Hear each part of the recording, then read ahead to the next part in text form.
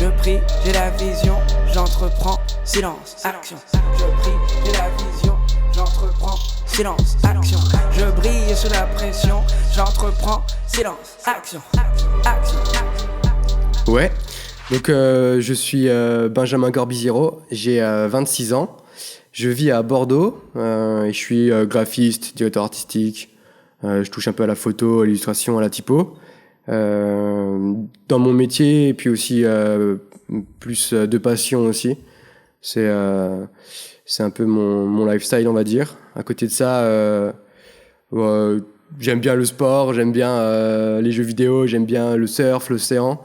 Je sais pas si tu as des questions peut-être plus précises dans ma présentation. Non, c'était pour avoir un peu une vue globale. Je suis content parce que j'avais aucune idée de ton âge. J'ai mis 27 ans au hasard. J'y étais presque. j'ai 26 depuis 3 jours. Ah mince, moi je suis pas si proche que ça alors. Ok, cool, bah bon anniversaire. Merci. Je suis très triste que tu l'aies oublié. Tu m'as pas souhaité le mien non plus, hein, je précise. Mais c'est pas grave, on peut continuer. C'était quand Non, c'était il y a longtemps, c'était en début d'année. Ah, pardon. Mais j'ai pas oublié ça. Ok, super, merci pour ta présentation. C'est cool, ouais. J'avais marqué un peu ça aussi. Je me suis dit que tu te présenterais encore mieux te présenterais encore mieux que moi. Ce qui serait cool, c'est que là aujourd'hui, c'est ce que tu fais. Là aujourd'hui, t'es directeur artistique pour l'agence Progressif Media. Mm-hmm. Depuis combien de temps exactement, juste avant que... Alors, directeur artistique, c'est un grand terme parce que c'est vraiment un statut et un poste précis.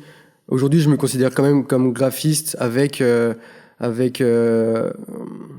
un mini lead DA, on va dire, parce que j'ai quand même pas mal d'autonomie, j'ai quand même pas mal de liberté et puis et de pouvoir un peu dans mes choix graphiques. L'équipe me fait vachement confiance, donc ouais. Donc je me considère pas comme DA à proprement parler, mais vraiment comme un graphiste plus, on va dire.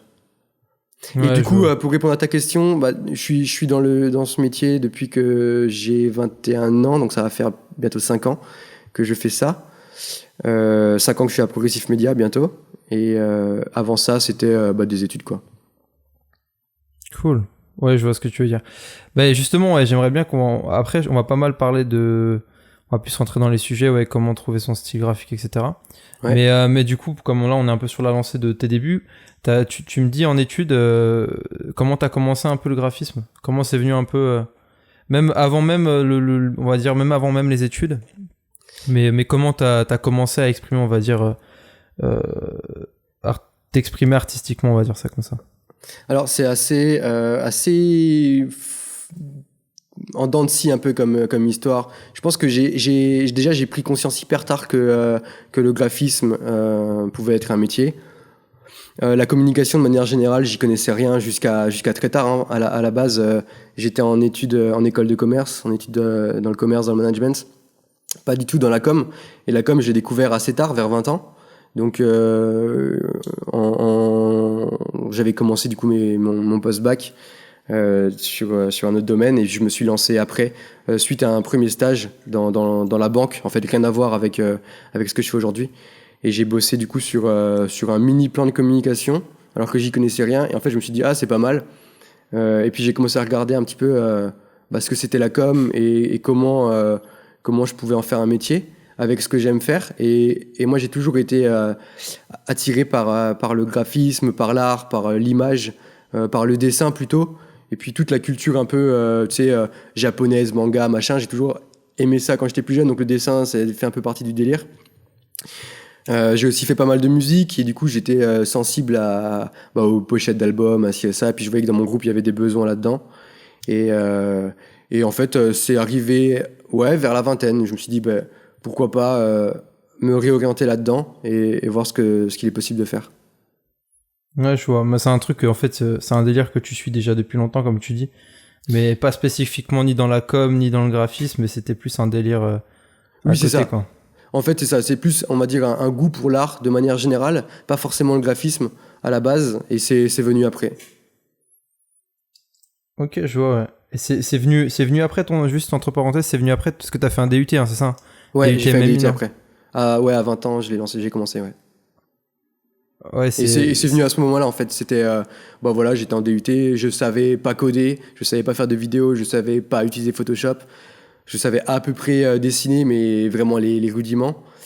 Mais à la base, j'avais aucune expérience. J'étais vraiment, j'avais jamais ouvert Photoshop avant mes 20 ans, quoi. Ouais, parce que c'est à 20 ans que t'as fait ton DUT, c'est ça? J'ai bien compris, ouais. Ouais, je l'ai commencé à 20 ans, ouais. Ah, ok, ouais. Mais la vraie question, c'est t'as fait ton DUT pour les soirées ou pour le graphisme? Non, je l'ai fait vraiment pour le graphisme parce que j'étais pas dans le délire soirée étudiante après mon... Comment dire? En fait, j'avais fait un BTS d'abord, donc dans le management, la com et tout, le commerce et tout. Et c'était pas du tout ambiance soirée étudiante, tout ça. Donc je suis pas du tout allé en DUT en mode étudiant. Surtout que j'avais pas changé de ville, j'étais encore dans la ville de mes parents. Donc j'allais encore vivre chez mes parents pendant quelques temps. Donc ouais, en fait le côté soirée étudiante c'était inconnu pour moi et j'y pensais même pas. J'avais ma bande de potes, j'avais mon groupe, donc en fait je vivais déjà ça ailleurs que dans la vie étudiante. Mais du coup j'ai découvert en DUT par contre. Ok, du coup après ton DUT, t'as directement travaillé en agence, ça s'est passé comment? Donc la première année de DUT c'était juste de l'école. Il y avait eu un stage en fin d'année mais c'était que de l'école. Mais en fait, j'ai été la première année à qui on offrait la possibilité de faire une alternance, en deuxième année du coup. Okay. Et là, j'avais fait mon stage pendant une semaine ou deux, je sais plus, à Progressif Media en première année. C'était juste 2 semaines de stage, un peu découverte. Et en fait, je leur ai demandé si c'était possible de faire une alternance chez eux l'année qui suivait. Ils m'ont dit ouais. Et enfin, c'était pas si simple que ça, mais en gros, la finalité, c'est que j'ai été accepté en alternance avec l'équipe. Et puis j'ai commencé comme ça, et depuis, je suis resté ici. Donc j'ai commencé stagiaire, et puis j'ai fini où je suis aujourd'hui, quoi. Enfin, fini. Donc en fait, t'as quasiment tout appris à Progressive Media, quoi, après ton DUT, quoi. Alors, le DUT m'a appris la technique, les logiciels, parce que j'avais un très bon prof de logiciels, enfin sur Photoshop, tout ça. Ça m'a appris quand même un petit peu une espèce de culture générale, mais tout ce qui va être professionnaliser le graphisme, ça j'ai appris à l'agence, ouais. Du coup, même quand tu parles de professionnaliser le graphisme, tu parles de faire juste pour des clients ou même tout simplement travailler de façon artistique différemment? Je sais pas si tu vois ce que je veux dire. En fait, il y a une vraie différence entre le graphisme scolaire, qui est pas hyper exigeant, on va dire, et puis aussi qui demande de répondre à des attentes, tu vois, on va dire, de professeurs, et c'est souvent très très bateau, tu vois. Il faut mixer les différentes techniques qu'on a appris, c'est pas forcément beau, c'est pas souvent pertinent, tu vois, puis c'est jamais vraiment concret. Donc du coup, il y a vraiment une grosse différence entre ce que j'apprends à l'école et ce que j'apprends vraiment sur le terrain, tu vois. Tu sais, tu peux apprendre à couper des cheveux à l'école en mode théorie, mais dans la pratique, si jamais t'as jamais pratiqué, bah tu sauras pas couper des cheveux, tu sauras comment ça fonctionne sur le papier, mais dans les faits, t'as jamais touché des ciseaux de ta vie, donc c'est plus compliqué, tu vois. Mais du coup, c'est vrai que l'agence a été hyper formatrice pour moi à ce niveau-là, c'est que ça m'a appris à être beaucoup plus rigoureux, à être beaucoup plus en phase aussi avec la mode graphique, à être plus, comment dire, à passer pas moins de temps, mais à être beaucoup plus productif, tu vois. Alors qu'à l'école, on me filait 3 mois pour faire un projet de site web, par exemple. À l'agence, 3 mois pour faire un site web, et surtout qu'à l'époque, c'était genre hyper basique, hein, c'était une landing page en cours. Dans le monde professionnel, c'est pas possible, tu passes pas 3 mois sur une landing page, tu vois. Sauf si un budget à 1 milliard de je sais pas quoi, mais dans le concret, c'est pas, tu passes pas. Ouais, bref, tu vois ce que je veux dire. Ouais, je vois bien ce que tu veux dire. Ouais. Ça n'a pas été compliqué au début, justement, le temps d'adaptation, de venir après les 3 mois où t'as du temps, et là t'arrives dans un écosystème où 3 mois c'est trop long? Non, parce que j'avais déjà la vingtaine passée. Je savais que je voulais en faire mon métier, j'étais pas là pour m'amuser. Puis en fait, quand j'ai fait mon premier stage de 2 semaines, quand j'ai demandé l'alternance, David et Thomas, donc les gérants de Progressif, m'ont dit que si jamais je voulais faire l'alternance, il fallait en gros que je fasse mes preuves. sachant que j'avais 0 expérience, à part 2 semaines de stage et 1 année d'études. Ouais, je vois. Et qu'en gros, j'ai été formé à fond pendant 2 mois par les graphistes qui bossaient avec moi à l'époque. Et là, l'objectif pour moi, c'était d'être prêt à être productif en septembre, donc les 2 mois d'été. J'ai bossé comme un porc pendant 2 mois, pour rattraper le niveau que j'avais pas. Et ensuite, bah, tu sais, quand tu passes 10 heures par jour sur Photoshop, sur InDesign et Illustrator, au bout d'un moment, bah, forcément, tu gagnes en productivité et tu gagnes aussi en efficacité. Et puis voilà. Mais j'avais déjà, en fait, la maturité de me dire que je travaille pour l'avenir. Donc, du coup, c'était pas insurmontable. C'est compliqué, hein, parce qu'il faut s'habituer à passer 10 heures sur un écran, tu vois. Au début, c'est pas évident, mais tu chopes vite le pli. J'ai 2 questions que je sais pas par laquelle commencer dans ce que tu as dit, mais comment justement là tu me dis pendant quelques temps tu t'es buté pour rattraper ton niveau en graphisme, etc. Ouais. C'était quoi ta méthode parce que je la connais un peu en fait, je connais déjà un peu la réponse que tu vas me dire, mais c'était quoi un peu ta méthode de travail pour justement rattraper ton niveau, quoi? Déjà, j'étais entouré de 2 graphistes hyper talentueux, un qui était très productif, très technique, et l'autre qui était très artiste. Donc en fait, j'ai été formé en gros à 2 écoles, la créa et la technique. Ça, c'était hyper cool. Et après, en fait, c'était produire à fond. Donc je sais qu'à l'époque, ce qui m'a beaucoup formé, c'était The Bible, le projet The Bible sur lequel j'ai pas mal bossé pendant plusieurs années. Et tous les jours, il fallait faire des petits visuels. Et en fait, tous les jours, je me fixais comme objectif de reproduire une inspiration qui n'était pas en fait de mon niveau, mais qui me semblait pas inaccessible. Et à force, en fait, bah, t'apprends des techniques, t'apprends à bidouiller un petit peu pour voir comment est-ce qu'ils ont réussi à faire ça. Puis plus tu bidouilles, plus tu te rends compte en fait qu'il y avait des manières peut-être plus simples de faire ce que tu voulais, et plus proprement et beaucoup plus efficace, gagner plus de temps. Donc je pense qu'au début, ce qui m'a beaucoup fait progresser, c'était reproduire des choses que je voyais. Et voilà. Je voulais pas rester dans ma zone de confort. Tu vois, je voulais pas faire ce que je savais et me contenter de ça. Je voulais vraiment aller plus loin, aller vraiment dans des zones que je maîtrise pas, qui sont hyper inconfortables. Et c'est ce qui m'a permis de développer un peu et ma technique et ma culture graphique. Yes. Je la connais bien parce que je l'ai pas précisé aussi dans le podcast, mais Ben, c'est celui qui m'a quasiment tout appris en graphisme quand il y a 3 ans, quand j'ai commencé. Et justement, cette méthode là de choper des exemples ou des créas et de produire des choses beaucoup plus compliquées ou alors juste plus au-dessus de son niveau. Je pense que c'est même en fait un truc que tu peux appliquer même pas forcément en graphisme, quoi. Ouais, bien sûr, c'est clair. Bah, tu vois, tu vas apprendre la guitare.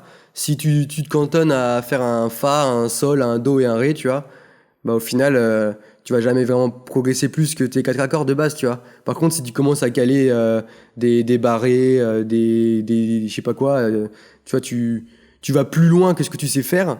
Bah, puis tu t'entraînes, tu t'acharnes, tu vois, tu passes des heures, tu reproduis, tu ça, tu cherches, tu fouilles, tu explores.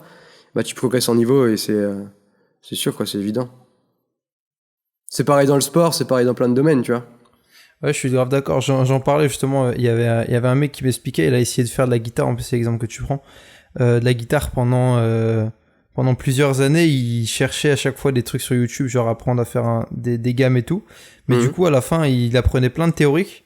Mais il se décourageait à chaque fois parce qu'en fait, il était incapable de refaire quelque chose, tu vois. Ouais. En fait, à arriver un moment, il a changé de procédé. Il a fait le procédé, justement, il reprenait des morceaux vraiment beaucoup plus compliqués que ce qu'il savait faire. Et il a commencé à essayer de juste reproduire des morceaux beaucoup plus compliqués. Et c'est que à partir de ce moment-là, en fait, que il a réellement pris du niveau et qu'il a vraiment progressé, quoi. Bien sûr. C'est hyper important d'avoir ces inspirations. Comment on choisit ces inspirations ? Bah, je pense que au début, c'est par goût, je pense. Tu as des trucs que t'aimes bien. Tu te balades un peu sur les différents sites d'inspiration. Je pense à Behance, à Pinterest ou à Dribbble. Et Instagram aussi pour moi. Puis quand je vois des artistes qui me plaisent, en général j'enregistre et je le mets dans un coin de ma tête. Et puis un beau jour, je vais vouloir créer un petit peu, et puis je vais me dire tiens, je me souviens qu'il y avait ça que j'aimais bien, je vais essayer de reproduire, et puis voilà, tu reproduis des trucs comme ça. Je pense que c'est souvent des choses que t'aimes bien. Mais il faut pas hésiter aussi à aller explorer d'autres pistes, tu vois, des trucs que t'aimes peut-être moins, mais qui techniquement tu penses que tu peux apprendre quelque chose. Ça, tu parles vraiment dans l'apprentissage, quoi. Ouais, bah par exemple, tu vois, genre, moi il y a quelques temps, je me suis mis un peu à la typographie. Moi j'aime beaucoup la typo, mais c'est pas forcément. Il y a beaucoup d'univers typographiques qui vont pas me faire rêver, tu vois. Je vais les voir, je vais dire, waouh, c'est sympa, c'est bien fait, c'est joli, mais c'est pas mon délire. Mais je veux quand même savoir comment ils ont réussi à faire tel ou tel effet. Et du coup, bah, je vais prendre ma petite tablette et je vais reproduire. Et je prends à fond du plaisir, hein, parce que du coup, tu fais de nouvelles choses et tu testes de nouvelles choses et après, tu peux le mixer un petit peu aussi avec ton propre style. Donc c'est hyper intéressant. C'est hyper intéressant d'être hyper ouvert dans tous les styles, en fait. Et comme tu dis, en fait, tu l'ajoutes à ton propre style. Et la question que je me disais, c'est justement comment tu construis, en fait, ton style. Parce que là on parle graphique, mais même ton style artistique. Ouais. Tu m'as donné une partie de réponse, mais ouais, je te sentais bien parti là. Ah, je suis chaud. Je pense que ça vient un peu avec le temps, tu vois. Il y a la personnalité qui rentre en compte. Je sais pas dans quelle culture tu as grandi. Est-ce que tu étais plutôt rock'n'roll? Est-ce que tu étais plutôt dans l'urbain? Est-ce que tu étais plus. Enfin, je sais pas, il y a plein de styles. Moi, je pense souvent à musical parce que pour moi, la musique, ça a eu un impact énorme dans ma vie et ça a beaucoup guidé un petit peu mes différents choix vestimentaires, graphiques, couleurs, machin. Enfin, ça a eu vachement d'importance. Et du coup, je me suis beaucoup construit dans un univers et ensuite, et ça me plaît à fond. Et en fait, maintenant, comment je développe moi mon propre style, c'est un peu, ça découle un peu de comment je me suis construit, pas forcément que graphiquement, mais aussi en tant que personne à travers ces dernières années. Et puis voilà, aussi à force de tester des choses, des différents styles, j'ai regardé ce qui me plaisait plus, ce qui me plaisait moins, et vers quoi je voulais aller, et vers quoi je ne voulais pas aller. Donc je suis pas convaincu qu'il y ait une règle précise. Je pense que c'est vraiment le fruit d'années en fait, d'expérience, de construction, de développement, de recherche, d'essais, de travail. Mais ça revient, ouais, tu produis, tu crées, tu t'inspires. C'est ça. Et, mais c'est quelque chose qui prend du temps, hein.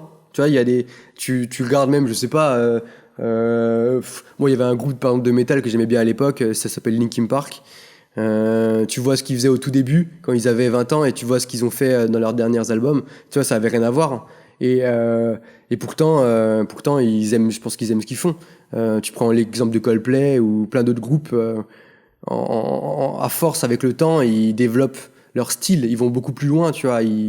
Au début, ils s'inspirent beaucoup, et puis plus ils prennent en niveau, plus ils prennent en expérience, en maturité, plus leur style s'affine.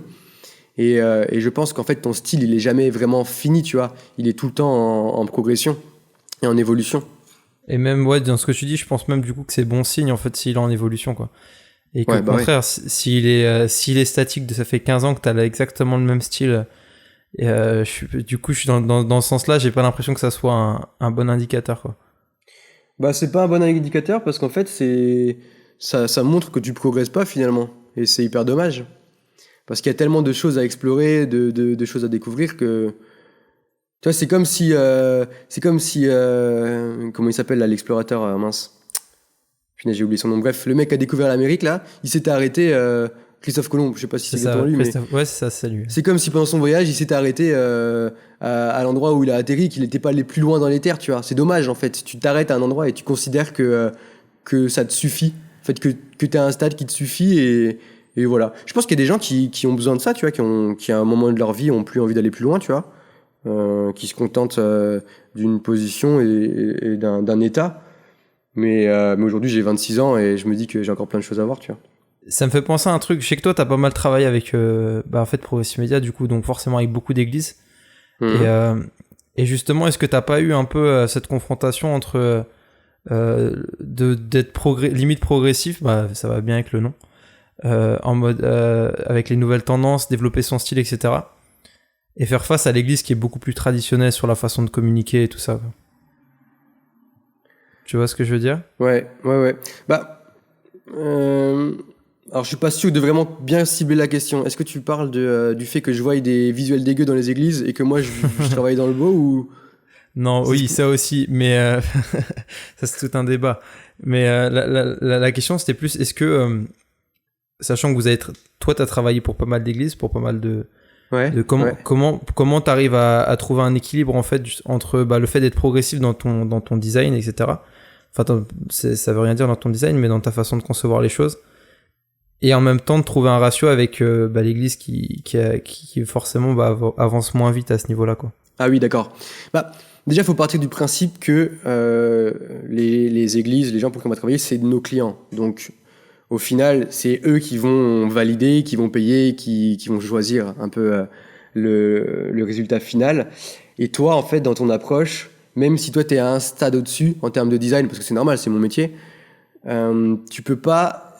c'est comme si tu montes un escalier et que toi, tu veux avancer 4 marches par 4 marches parce que tu sais sauter très haut et que l'église, elle a moins de... Comment dire elle est moins athlétique que toi, tu vois. Et du coup, elle a besoin de monter marche par marche, tu vois. Toi, en fait, tu dois t'adapter à elle, tu dois lui donner la main et tu dois monter marche après marche avec elle. Donc, en fait, dans la progression de la communication d'une église, par exemple, tu vas y aller de manière progressive. Tu vas, au lieu de mettre des couleurs qui pètent dans tous les sens, tu vas essayer d'adapter un petit peu ton design à eux et les faire progresser de manière beaucoup plus lente, en fait. Quand je dis lente, c'est pas que tu bâcles ton travail, mais c'est juste que tu adaptes en fait ta manière de communiquer. Tu t'avances étape par étape. Par exemple, si jamais ils veulent faire un nouveau logo, tu vas pas tout de suite complètement changer le logo. Tu vas essayer de faire un petit peu progresser ce qu'ils ont déjà. Tu vas regarder ce qu'ils ont, les typos, les couleurs, et au lieu de, si jamais ils ont un logo rouge, tu vas pas tout transformer et passer à du logo vert. Tu vois. Enfin, après, ça dépend de la stratégie que tu veux déployer, mais tu peux moderniser un petit peu le rouge, tu vois. Tu n'es pas obligé de révolutionner toute ta communication d'un coup, parce que ça, les gens ils vont pas comprendre en fait. Si souvent les églises en plus c'est souvent historique, elles ont des chartes qui sont en place, des logos, des manières de communiquer qui sont en place depuis des années pour on va pas dire pour la plupart, mais pour une bonne partie d'entre elles. Et si tu casses tous les codes d'un coup, les gens ils vont pas s'y retrouver, ils vont pas comprendre et puis c'est surtout qu'en fait ils sont pas habitués à ça, ils sont pas habitués à ce que tout soit modifié, ils comprendront pas en fait, ils vont se dire pourquoi on change tout. Parce qu'en plus il y a aussi un fait, c'est que les gens ils sont pas forcément bon alors je parle vraiment des églises qui vieillissent parce que voilà les membres vieillissent et du coup ils sont pas forcément éveillés au graphisme comme la population plus jeune qui elle est bombardée de design dans tous les sens. Mais je pense aussi à la population plus vieillissante qui elle n'a pas toute cette culture, qui en fait ne voit pas forcément non plus tous les enjeux derrière la communication, derrière le graphisme. Il faut savoir répondre en fait à tout le monde. Donc il y a une espèce de juste milieu à avoir et ça c'est un truc que tu acquiers aussi avec l'expérience. Je sais pas si je réponds à ta question. Grave, ouais, si tu réponds super bien, ouais. Ouais, je trouve grave, elle est grave mature, ta réponse. Ouais, en gros, c'est, dans ce que tu dis, c'est vraiment prendre en considération, en fait, même quand tu crées artistiquement quel que soit, tu prends en considération les personnes que tu vas toucher et t'adaptes quoi qu'il arrive, quitte à ce que ça soit un peu moins ton style, mais que ça s'adapte parfaitement au message que tu veux transmettre et aux personnes que tu veux toucher, quoi. Ouais, c'est clair. Puis du coup, je vais embrayer sur un autre débat qui est un peu lié à ça, mais du coup plus sur le côté créatif. Tu vois, moi, quand je créais pour les églises, souvent j'avais la frustration de pas faire ce que je voulais parce que le client faisait ses retours, machin. Et du coup, j'avais souvent l'impression de devoir m'adapter. Et en fait, moi, dans mon développement personnel de mon univers graphique, il fallait que je puisse faire ce que je veux, tu vois. Donc du coup, en fait, parfois j'avais des idées pour des clients qui n'étaient pas forcément validés, et je les développais, mais sur mon perso, c'est-à-dire que c'était pour mes réseaux sociaux, pour ma propre culture, pour mon propre développement. Tu vois ce que je veux dire ? Ouais, je vois bien ce que tu veux dire. Ouais. Donc tu l'as fait, ouais, tu le faisais même sans savoir, enfin même si tu savais que ce que tu faisais là, c'était plus pour toi perso, que ça allait pas être accepté, mais tu le faisais c'est plus ça. pour. Ah non. Ce que je faisais pour le client, c'était vraiment pour le client. Mais après, sur mon temps libre, sur mes heures à côté, quand je voulais créer pour moi, je faisais vraiment ce que je voulais. Et souvent, j'avais des idées pour des clients que je pouvais pas faire, mais que je les faisais du coup pour moi. Ah, ok, aussi, je vois ce que tu veux dire. Ok, donc tu as toujours trouvé du temps, en fait, en dehors du travail pour développer, du coup, plus vraiment ton style et vraiment ce que toi, tu aimes faire, quoi. Ouais, bah, c'est une vraie passion, tu vois, pour moi. Donc, du coup, tant que j'aime ce que je fais, je le fais à fond. À la fois, j'aime beaucoup j'adore mon job et j'adore répondre à des demandes et voir qu'en fait, les gens progressent. Et à la fois, j'adore aussi que ce soit une passion et j'adore aussi voir que je développe mon style à côté. Et ce qui est cool aussi, c'est que quand tu commences à développer un peu ton style, bah, finalement, tu vas pouvoir le glisser un petit peu dans tes clients, enfin, dans les projets de tes clients dans le futur. Et ça, c'est hyper marrant de voir que des fois, tu vas pouvoir commencer à caler un petit peu les trucs que t'aimes pour des clients et qu'ils l'acceptent et voilà quoi, c'est hyper cool, c'est hyper encourageant. Ouais, bah c'est sûr, je me dis que c'est super important, surtout dans toi, dans le cadre où la passion ça devient un travail, même je pense que c'est dans tous les domaines où la passion ça devient un travail, de toujours se buter pour essayer de trouver du temps pour nourrir la passion et pas nourrir juste le travail. Je pense que sinon ça aurait tué si ouais tu faisais que pour le client et que tu développais même plus cet esprit de passion et tout de... Ouais, c'est clair. Mais après, trouver du temps, c'est pas non plus... Je vais pas dire que c'est pas compliqué, mais c'est faisable avec quelques petites méthodes, tu vois. Bah, développe. J'étais en train d'y réfléchir. En fait, tu vois, genre, moi, je sais que j'ai toujours voulu être hyper efficace et minimiser ou maximiser mon temps. C'est-à-dire passer le moins de temps possible sur un projet. Ok. Et bon, attends, si David et Thomas entendent ce podcast, faut pas qu'ils pensent que je fous rien. En fait, par exemple, j'ai appris plein de petits trucs qui font qu'en fait, je vais gagner pas mal de temps sur mes journées. Les raccourcis clavier, c'est un exemple, trier mes calques, enfin plein de petites techniques comme ça dans mes logiciels qui font qu'en fait, ça va me faire gagner énormément de temps parce que, tu vois, quand je fais un raccourci clavier, bah, ça m'évite de balader ma souris partout dans mon écran et ça m'évite de perdre un maximum de temps, tu vois. Et en fait, ce temps que je gagne me permet de finir plus rapidement mes projets. Alors c'est pas bâclé, hein, jamais, mais c'est juste que je gagne du temps, donc du coup je finis plus en avance. Et après, du coup, avec le temps que j'ai, je peux développer d'autres trucs. Je peux faire de la veille d'inspiration, je peux tester des techniques, je peux faire des petits visuels, tu vois. Donc, tu vois, du temps, je peux facilement en trouver. Mais c'est clair qu'après, c'est toujours un peu de temps en plus que tu passes au lieu de regarder la télé ou du Netflix, que tu passes sur ton Photoshop, quoi. Mais après, il y a aussi plein d'autres trucs, tu vois, il y a une vraie discipline, hein. C'est clair que il faut se forcer un moment à se mettre sur les logiciels et à bosser, quoi. Ça t'arrive pas souvent d'avoir quand même des... du coup, parce que ça reste quand même galère, mais des baisses de motivation ou des fois ça te saoule un peu ou t'arrives plus forcément à trouver d'idées innovantes ou à être créatif? J'ai des phases, comme tout le monde, hein, on n'est pas des machines, on a des états d'esprit, on a des états d'âme, on a des moods. Il y a des fois où j'ai pas envie de bosser, tu vois, comme tout le monde, et il y a des fois où je vais rien faire de personnel pendant plusieurs jours, voire plusieurs semaines. Puis d'un coup, je vais me chauffer pendant un mois, je vais te faire une créa par jour, tu vois. Ça fluctue à fond. Et en fait, et je pense que ça joue aussi avec ton inspiration, justement. Quand tu vas découvrir une nouvelle technique ou quand tu vas vouloir développer une technique, tu vas être motivé et tu vas produire à fond. Et à contrario, quand tu vas voir que tu as une baisse de régime, c'est que tu atteins un petit peu t'atteins un peu un max dans ce que tu fais. C'est-à-dire que tu te dis, bon, bah voilà, j'ai fait le tour, je m'amuse plus vraiment, j'apprends plus vraiment, je fais une petite pause et puis je verrai ce que je peux apprendre plus tard. Et en fait, c'est ce temps en fait de off où tu fais rien qui est hyper important parce qu'en fait, il va te permettre de te reposer aussi et de voir d'autres choses et de regarder d'autres techniques et puis de te motiver en fait à faire d'autres choses. Donc c'est hyper important ces temps de glande, si on peut dire. Mais comme tu dis, c'est des temps de glande, mais ça reste des temps où, comme tu dis, tu regardes quand même d'autres techniques et c'est ça que tu voulais dire par temps de glande, ou temps de glande tu parlais vraiment du temps de glande où tu fais vraiment rien? Il y a vraiment des temps où je fais vraiment rien. Je pense que c'est sûr que c'est un truc à prendre en considération, surtout quand t'es dans une vibe artistique quoi qu'il arrive.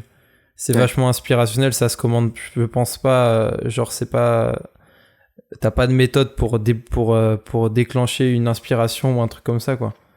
Non, je pense qu'à un moment, il y a, alors moi je sais que je fonctionne comme ça et je peux pas dire que c'est la vérité ultime, mais moi je sais que je fonctionne un peu à l'impulsion et quand j'ai un truc qui d'un coup m'anime, bah je vais me focus dedans, tu vois. Si d'un coup je vois un design de fou qui me plaît et je dis waouh comment il a fait, et ben là ça va me motiver à fond et je vais passer des heures et des heures et des heures à essayer de trouver comment j'ai réussi, tu vois. Moi il y a un exemple que j'aime bien sortir un peu assez souvent, c'est que à l'époque j'avais vu un artiste qui faisait des trucs et pour moi c'était le mystère, genre le mystère ultime. Je comprenais pas comment il faisait ça, tu vois. Et quand je te dis que j'y ai passé des mois et des mois à essayer de comprendre comment il faisait ça, je plaisante pas, hein. Tous les jours j'essayais de comprendre comment le mec il avait réussi à faire ça et je trouvais pas. Et je passais ma vie sur des sites, des forums, des YouTube, des machins et tout, à essayer de comprendre comment il faisait. Et il y avait des petits trucs, mais il y avait pas le mec exactement comment il faisait, tu vois. Il y avait pas la technique précise et j'arrivais pas à trouver, tu vois. Et puis en fait, à force de fouiller mon logiciel, à force de tester des trucs, à me dire ah c'est peut-être ça, en fait ça marchait pas. Donc du coup, je réessayais autre chose, tu vois. Et à force d'essayer, mais quand je te dis que j'ai passé des mois, mon gars, je crois que ça se compte limite en années, tu vois. Quand j'ai vraiment compris le truc, je pense qu'il y a bien eu un an et demi entre le moment où j'ai découvert le visuel et le moment où j'ai compris comment ça fonctionnait. Mais je crois que je vois en plus de quel visuel tu parles. Tu vois. Parce qu'à l'époque, en plus à l'époque t'étais avec moi en stage, donc du coup. Ouais, je crois que c'était à cette époque-là que t'avais commencé à rechercher et tout. Ouais. Et je crois que ouais, ça fait quoi, il y a un an où tu repostais encore des visuels sur ton Instagram de cette technique encore. Le dernier visuel que j'ai fait où j'ai vraiment. Alors je l'ai bâclé parce que en fait j'ai capté que cette technique prenait énormément de temps et que je me satisfaisais de l'étape avant. Mais oui, c'est à peu près il y a un an et demi maintenant que j'ai capté le truc. Donc tu vois, hein, t'étais venu en stage quand, en quelle année? Je sais pas, 2015, 2016 2016 je crois, ouais. 2016. Tu vois, l'année dernière, hein, en fait, ouais, presque 2 ans quoi. Oh punaise. Ah quel temps perdu. Tu m'étonnes. Pour au final ne plus du tout faire ce truc, hein. Franchement, j'adore le truc, mais je l'exploite pas du tout. D'ailleurs, en parlant de ça, c'est quoi le rapport que tu as en général avec tes créations? Genre quand tu fais une création, c'est quoi? Parce que je vois que tu les postes sur les réseaux sociaux. Mais est-ce que t'as juste t'as un regard en mode j'aime énormément ce que je fais, ou un regard en mode ultra critique sur ce que tu fais? C'est une bonne question. Alors je sais que dans certains domaines, je vais être très critique et très dur avec moi-même, notamment la typographie. Ouais, désolé, j'ai bu. Notamment la typo, parce qu'en fait, mine de rien, la typo, il y a des vraies règles à respecter et c'est pas si simple que, enfin, c'est pas simple du tout, tu vois. Alors, t'as la typo de base, qui est pas non plus très compliquée, mais c'est un vrai art, tu vois, c'est une vraie technique. Et là, pour le coup, je sens que je suis pas au niveau que j'aimerais atteindre, tu vois. Il y a encore énormément de mecs qui m'inspirent, qui eux, enfin, c'est des fous pour moi, tu vois, ils sont trop forts. Et moi, je suis pas, je me compare beaucoup. Et du coup, je suis hyper critique et je fais beaucoup de typos quand même à côté, mais je suis très dur avec moi-même parce que je suis pas satisfait de ce que je fais, tu vois. Et à côté de ça, il y a d'autres trucs où je me sens beaucoup plus à l'aise et je me sens beaucoup plus au niveau et que j'assume beaucoup plus. Tu vois, mes dernières créas, là où je fais un peu de retouche photo, où je découpe des têtes, machin et tout, enfin c'est un peu spécial, vous irez voir si vous voulez.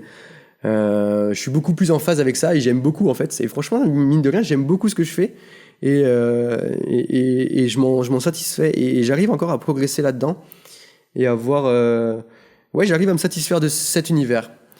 Donc ouais. Après, il y a quoi d'autre que j'essaie de développer? Il y a la photo que j'aime bien, alors je suis pas un fou de la photo, mais vu que je passe ma life sur des sites d'inspi. Et je sais à peu près, je comprends un peu les codes, donc je suis beaucoup moins critique avec moi-même. La typo, c'est particulier, c'est mon petit truc, tu vois, mon petit terrain miné, tu vois, que j'aime pas trop encore partager. Mais après, il faut se lancer, tu vois, à un moment, il faut aussi commencer à montrer ce que tu fais, parce que si tu montres jamais ce que tu fais, tu progresses pas. Ouais, c'est intéressant ce que tu dis, ouais. Pour toi, ouais, montrer, c'est quasiment essentiel pour progresser, quoi. Ouais. Mais là, je tease un petit peu ce qui va arriver en septembre, donc je vais pas trop m'étaler sur le sujet. Mais ouais, pour moi, si tu veux progresser, il faut vraiment montrer ton travail. C'est dommage que tu veux pas t'étaler sur le sujet, c'était un sujet intéressant. C'est vrai, je peux développer un petit peu si tu veux, hein, mais je vais pas aller trop loin. De quoi? Non, je peux développer un peu si tu veux. Bah, je pense qu'en fait, quand tu vas montrer ton travail, tu vas te forcer à plein de choses. Tu vas te forcer à être plus rigoureux, à plus travailler ta technique, à plus te développer, à avoir beaucoup plus de qualité dans ton travail. Puis tu vas aussi créer une routine, parce que quand tu commences à montrer un jour, 2 jours, 3 jours ton travail, t'habitues les gens à ce que tu montres quelque chose, et en fait, du coup, tu te forces, enfin, pas tu te forces, mais c'est comme si tu t'obligeais à produire. Et du coup, ça te fait travailler, donc mine de rien, ça te fait progresser, quoi. Donc pour moi, montrer son boulot, c'est essentiel. Et puis pareil, si jamais tu veux faire du business, si tu montres pas ce que tu fais, qui te contacte, tu vois, parce que t'es personne si tu montres pas ce que tu fais. Donc je pourrais te sortir 1 milliard d'avantages à montrer ton taf.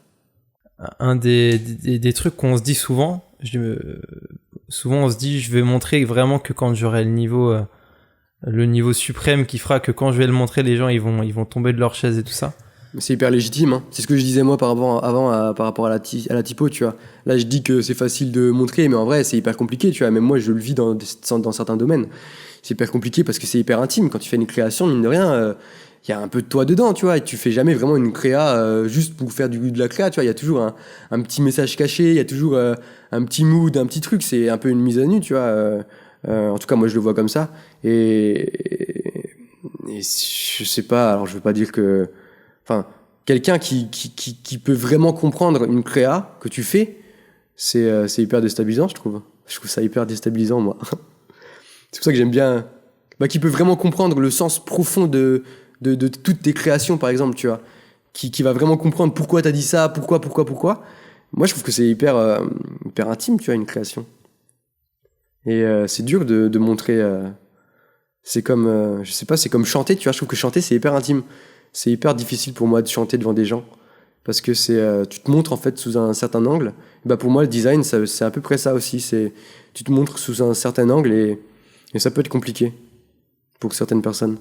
T'es un peu en mode, quand t'exprimes un truc artistique devant des gens, t'es un peu en mode, tu montes un peu ta vulnérabilité. Ouais, je suis très pudique parfois sur certains trucs. Après, c'est comme un muscle, tu vois, tu le développes, tu vas t'habituer à montrer, à habituer les gens à voir un peu ce que tu fais, et au fur et à mesure, ça devient une habitude, tu vois. C'est un truc qui se développe. Ça s'apprend.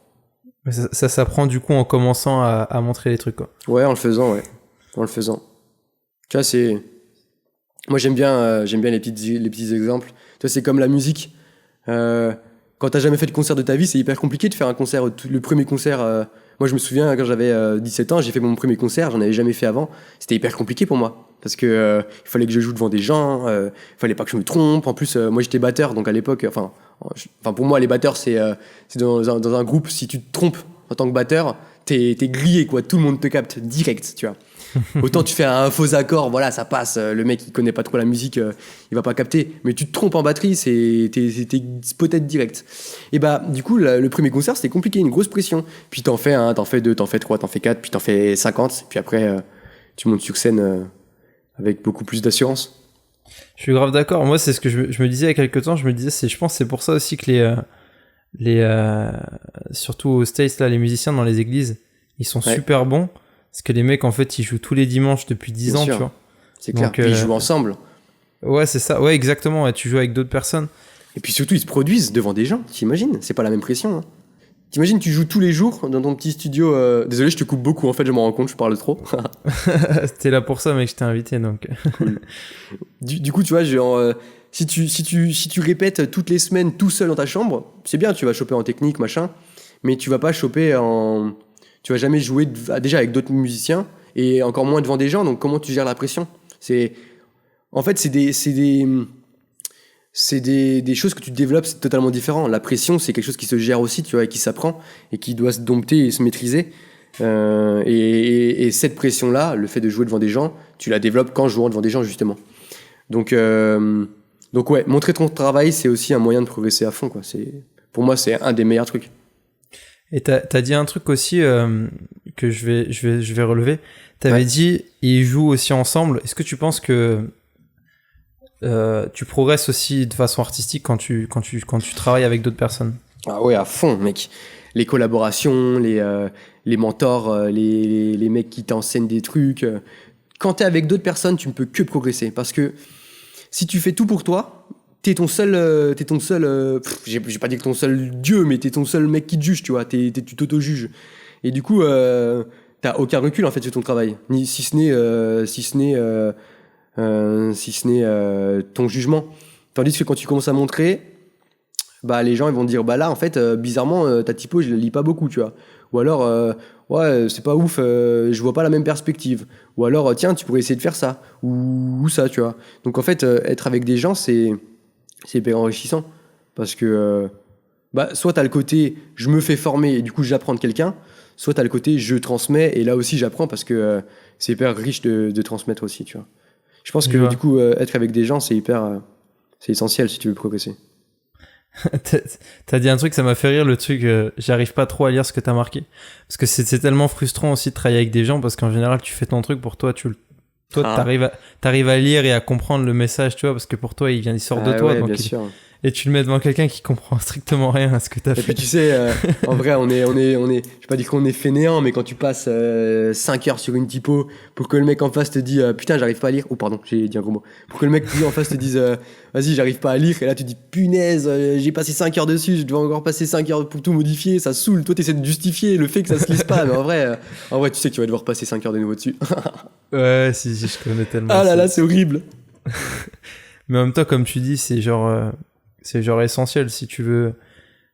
En fait, t'es obligé de te mettre en zone d'inconfort et justement, travailler en équipe, c'est vraiment accepter C'est clair. de se mettre en constant inconfort et tout, et du coup, bah forcément de progresser et de prendre vraiment du niveau. Ouais, c'est clair. Ouais, puis tu sais, quand tu te mets en un truc tout bête, quand t'es un graphiste et que t'es avec un autre graphiste et que vous montrez vos travaux, tu sais qu'il y a une petite rivalité toujours. Enfin, pas une rivalité en mode vous allez vous taper dessus, mais tu sais que le mec en face, il bosse comme toi, il a le même taf que toi, il est peut-être meilleur, peut-être moins bon, il va voir les défauts parce que il a l'habitude. Donc t'as une mini concurrence quand même qui s'installe, mais pour moi c'est une concurrence positive dans un sens. Ça peut être une concurrence positive, ça peut être négatif, mais moi j'aime bien quand elle est plutôt positive. Et du coup, tu vas vouloir l'impressionner mine de rien, et du coup tu vas faire en sorte d'être meilleur que lui, et tu vas faire en sorte d'être beaucoup plus quali, et du coup tu progresses aussi. Si je dévie juste, ouais. Tu disais un truc aussi, tu parlais du fait que quand on crée, et je pense que je suis d'accord aussi, c'est tu mets toujours un message derrière. Ouais. Comment est-ce que tu arrives à allier le fait de mettre des messages du coup chrétiens dans tes créables, on va dire personnels, on va dire, et en même temps dégager ton style artistique? Ça souvent c'est quelque chose de naturel qui vient sans même que tu aies besoin de forcer, quoi. Ça dépend. Alors, je suis pas dans comment dire, je veux pas être en mode je vais balancer des croix et du Jésus partout, tu vois. C'est pas ma manière d'être, c'est pas ma manière de partager ma foi ni ma manière de la vivre. Mais en même temps, ça fait partie de moi, tu vois, et ça fait partie de mon identité à fond. Donc dans mes créas, pour moi, il y a toujours une part de chrétien, tu vois, de religieux, si on peut dire. Toujours. Même si elle va pas se voir, je sais qu'il y a toujours un truc qui va être qui va le témoigner. Mais c'est pas forcément exhaustif, tu vois. Genre, tu vois, être chrétien, c'est pas juste prier, lire ta Bible et avoir des chapelets, tu vois. C'est beaucoup plus profond. C'est des moods, c'est des états d'esprit, c'est des joies, des peines. Tu sais, c'est un peu un tout. Et ça se trouve, demain, je vais être hyper bien dans ma vie, dans ma peau, dans ma relation avec Dieu. Et du coup, je vais vouloir faire un visuel joyeux, tu vois. Et du coup, et je vais pas être obligé de mettre des croix partout. Mais c'est juste que mon visuel, enfin, je vais essayer de faire en sorte qu'il y ait quelque chose de positif, tu vois. C'est plus comme ça que je partage ma foi, tu vois. Moi, je suis pas en mode, je suis pas dans le trop montrer parce que je trouve ça, je sais pas, un peu pénible et puis un peu trop vu, quoi. Moi, j'aime bien faire des trucs qui me plaisent et ce qui me plaît, c'est pas forcément mettre des croix, des Jésus partout, tu vois. j'ai grave aimé ta réponse parce que c'est vraiment c'est super cohérent avec ce que tu disais tout à l'heure, que le fait même d'exprimer, genre de s'exprimer artistiquement, en fait tu t'exprimes, tu mets une partie de toi et c'est vrai que ce que tu dis là, le fait de pas forcément ressentir le besoin de mettre une croix parce que on veut mettre une croix pour faire genre, mais de simplement mettre une partie de soi, et comme de toute façon être chrétien ça fait partie de l'identité, ça quelque part ça se dégage naturellement sans même qu'on ait besoin de forcer ou de se dire que il faut que je mette une croix ou que je marque en gros Jésus sauve ou un truc comme ça, ou de se dire que juste ouais vas-y termine, je vais renvoyer après. C'est dommage parce que j'aime beaucoup quand tu me coupes, c'est toujours intéressant. Parce que ça fuse dans ma tête, j'ai les idées, mais il faut que ça parte. Bah, du coup, je vais la dire cash. En fait, ce que je disais, c'est que du coup, quand tu vas vouloir absolument mettre de la croix du Jésus, machin, tu te crées une limite, tu sais, une limite créative, on va dire. C'est-à-dire que si tu te dis, bah, il faut qu'il y ait des croix partout, il faut qu'il y ait du Jésus partout, c'est comme si tu t'imposes une limite. Et moi, je trouve ça hyper réducteur, parce que si tu te dis que sur chaque visu, il doit y avoir Jésus et une croix, bah, tu fais toujours la même chose, en fait, finalement. Ça veut dire quoi? Ça veut dire que ta foi, elle se limite à ça.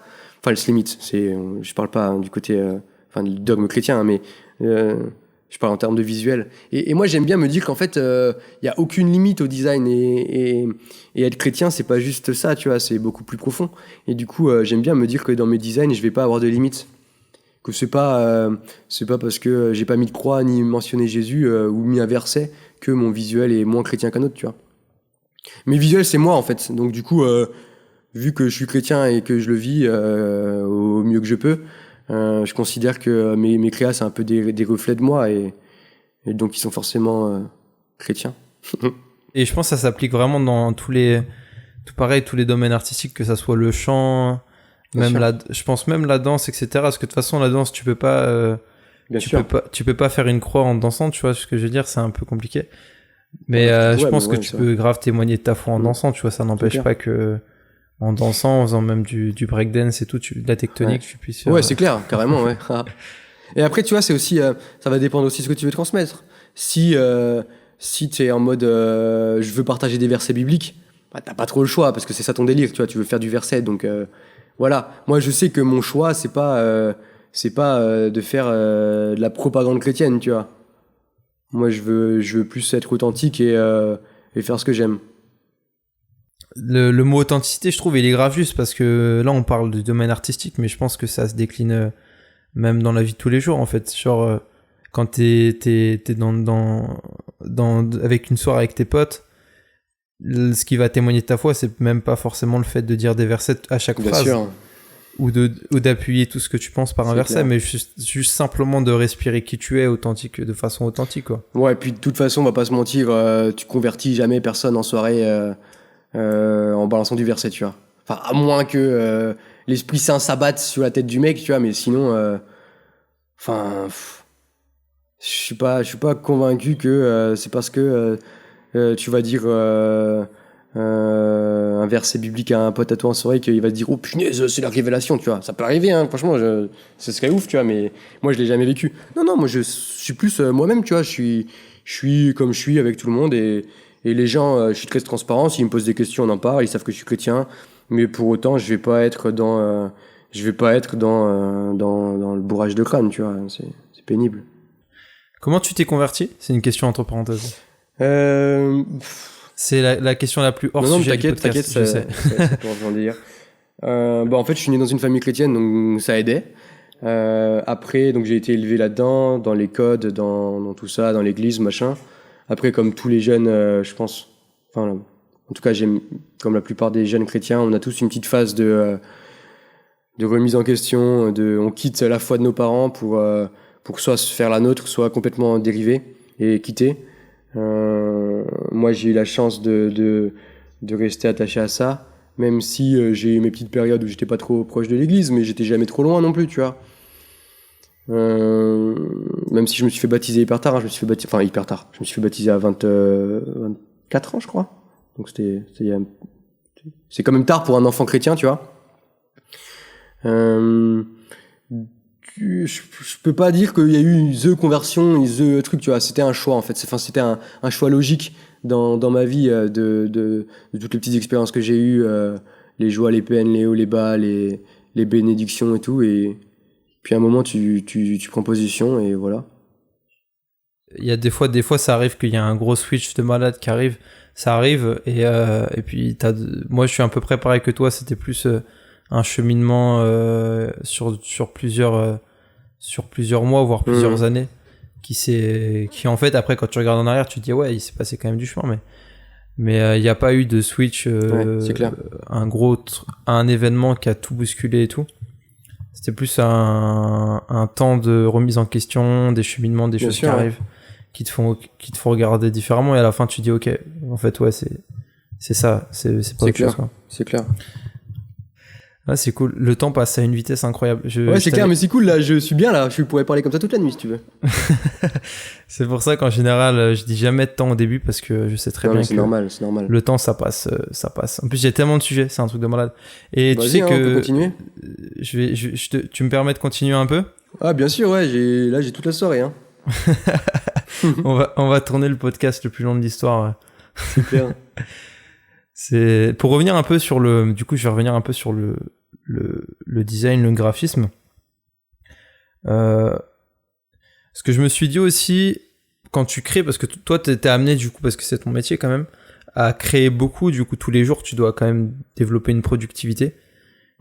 Est-ce que, j'imagine que t'as un process ou quelque chose qui te permet justement un truc que t'as développé, un process pour éviter, normalement c'est ça le gros truc de la page blanche, tu peux pas trop l'imaginer à part le fichier le calque blanc sur Photoshop, mais on va dire voilà, comment t'évites le calque blanc sur Photoshop?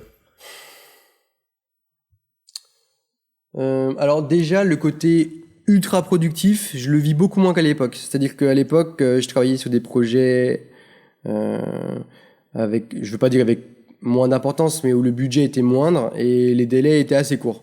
Donc du coup, il fallait bombarder, tu vois. Donc en fait, t'avais pas vraiment le temps de réfléchir. Il fallait aller à l'efficace, mais en même temps, il fallait que ce soit bien quand même, tu vois. Donc en fait, c'est là en fait l'importance de ta culture graphique. C'est là en fait où tu vois si t'as une grosse culture graphique ou si t'es un petit nouveau qui débute. Quand t'as vu beaucoup de choses, quand t'as déjà testé beaucoup de choses, tu sais ce qui fonctionne, tu sais ce qui fonctionne pas. Tu connais les différents univers parce que tu connais un peu tes clients, tu connais un peu tes cibles, tu sais un peu les codes de chaque personne, enfin de chaque cible. Donc du coup, tu vas surfer sur ce que tu sais pour aller à l'efficace. Quand tu dois vraiment aller vite, par exemple. Hein. Ouais, je vois. Après, quand tu as plus de temps, mais ce qui est maintenant le cas, je travaille sur des projets avec beaucoup plus d'impact, comment dire, où j'ai beaucoup plus de temps en fait. Je pourrais pas te dire pourquoi, mais c'est comme ça. C'est souvent bref, on s'en fout. Là en fait tu prends vraiment plus de temps pour réfléchir, pour creuser, pour travailler le message, pour essayer de faire des recherches aussi sur ton client, sur la cible vraiment qui elle est en profondeur, quel lieu il fréquente, c'est quoi les magazines qu'ils vont lire, c'est quoi les marques les plus habituelles qu'ils vont voir. Enfin, tu vas vraiment fouiller à fond, puis tu vas commencer à t'inspirer un petit peu. Je sais pas si tu bosses pour des hipsters, admettons. Tu sais que les hipsters, ils kiffent le café, ils kiffent, je sais pas, l'indie pop rock, je sais pas quoi, là, tu vois. Tu vas commencer un peu à regarder comment les baristas, ils communiquent. Tu vas essayer de voir c'est quoi un peu comment les groupes de musique que ces gens aiment, à quoi ça ressemble visuellement. Et puis tu vas essayer un peu de mixer tout ça, tu vois. Donc en fait, plus t'as de temps, plus la page blanche, elle est esquivable, je pense. Parce que tu vas aller en inspiration à fond et du coup tu vas te blinder en fait d'images, donc tu vas savoir où tu vas. En revanche, quand tu es en mode rush et que tu n'as pas une grosse expérience du graphisme, c'est là où tu vas te dire punaise, je sais pas quoi faire. Ça arrive même, ça arrive, franchement ça arrive de temps en temps, tu vois. Mais c'est normal, hein. C'est normal. Donc comme tu dis quand même, excuse-moi, je t'ai coupé, mais non, vas-y. Pour quoi qu'il arrive, même si tu as du temps, tu te blindes quand même d'images, donc c'est lié avec l'inspiration, tu t'inspires un maximum de l'univers, de la cible de laquelle tu veux viser, et après tu développes un truc, quoi. C'est hyper important. Okay. Ça aurait pas de sens si jamais tu vends un vin de luxe et que tu mets du comics sans MS, tu vois. Comics sans MS, pour les gens qui connaissent pas, c'est une typographie, une police d'écriture qui est dénigrée dans le milieu. Parce qu'à l'échelle, en fait, dans n'importe quel projet, mettre chez Comics sans MS, ça n'a pas de sens, en fait. Ça n'a pas de sens. Ah, mais attends, il y a une époque, elle était à la mode quand même, hein. Mais oui, c'est ça en fait. Mais c'est pour ça que tu disais tout à l'heure, faut pas rester sur les tendances à l'époque, sinon c'est dangereux quoi. Parce que si c'est vrai que si t'as commencé le graphisme il y a 30 ans et que t'as pas changé de style depuis 30 ans, ah ouais, c'est clair. Et tu continues avec du comics sans MS, en 3D. T'es dead. Bah, ou sinon tu finis chez l'annonceur, tu vois. Tu bosses au Lidl et puis tu fais. Attends, j'ai fait un placement de produit. Lidl, Carrefour, Marché, Auchan, machin. Si tu bosses pour l'annonceur et tu fais toujours la même chose, quoi. Ouais, bah oui, non, mais c'est ça. Mais encore si t'es à Lidl, ils ont quand même des graphistes compétents, quoi, qui utilisent plus Comics sans MS. Non, mais bien sûr, hein, c'est pas du tout ils ont pas la compétence, c'est juste que du coup, ils peuvent se permettre de rester à un niveau, quoi, on va dire. Ouais, dans le même univers et sans forcément. Ouais, je vois ce que tu veux dire. Je vois bien ce que tu veux dire. C'est pour ça qu'on dit que l'annonceur, c'est un peu la planque du graphiste. C'est si tu veux finir ta carrière peinard, bah, tu vas chez l'annonceur. Je sens que je vais me faire détester. J'avoue. Si y a des personnes qui travaillent chez l'annonceur, ou alors ils vont dire non, c'est vrai, t'as raison. Ils savent que j'ai raison. Ils seraient hypocrites sinon. Ça dépend après, ouais, ça dépend vraiment comment tu vois aussi le graphisme. Là, je pense que si tu vas chez l'annonceur, tu oublies un peu le côté artistique, quoi qu'il arrive, t'as pas le choix de. Ouais, oui, c'est clair.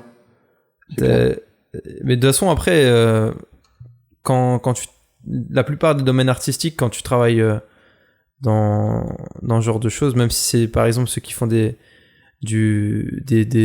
par exemple les beatmakers, s'ils vont travailler pour des grosses entreprises, mais la même entreprise pendant tout le temps, ou juste faire des jingles un peu, ils vont forcément oublier le côté artistique au bout d'un moment. Bien ils vont sûr. Faire toujours la même chose, etc. C'est normal, hein. C'est normal. Il y a tellement de trucs à faire. C'est clair. C'est pour ça, toi, personnellement, tu kiffes travailler en agence, quoi. Ouais, pour l'instant, ça me convient bien. Je me vois pas bosser chez l'annonceur. Puis j'adore, en fait, l'agence, donc du coup, pour l'instant, je suis assez satisfait, ouais. Ouais, bah oui, parce qu'en agence, en vrai, tu retrouves la plupart des choses que tu t'as dit avant. Ouais. Le fait de travailler en équipe, le fait de se confronter à de nouveaux projets, travailler sur des fois en rush, des fois avec plus de temps, c'est beaucoup plus créatif, quoi. Ouais, c'est clair. Puis tu bosses sur plein de projets différents. Mais tu vois, je pense que si un jour je devais changer de métier, ou en tout cas d'entreprise, je pense que j'arrêterais carrément le graphisme. J'irais pas chez l'annonceur. Ça m'intéresse pas, le délire. Alors je dis pas que je veux quitter l'agence, hein, pas du tout, mais non, je pense que je serais plus du genre à changer carrément de métier plutôt qu'aller m'enterrer chez l'annonceur, quoi. Parce que en fait, ce qui te ferait peur chez l'annonceur, c'est quoi concrètement? Bon, c'est le côté hyper routinier, quoi. C'est pas hyper excitant. T'arrives à 9h, tu repars à 16h30. T'as une pause de 2h à midi.